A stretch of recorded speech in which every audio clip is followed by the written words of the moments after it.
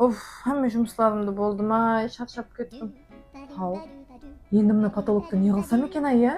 Хау, кіші, оның несіне ойланып отырсыз? Не? Ана бір скат дегенге хабарласыңызшы.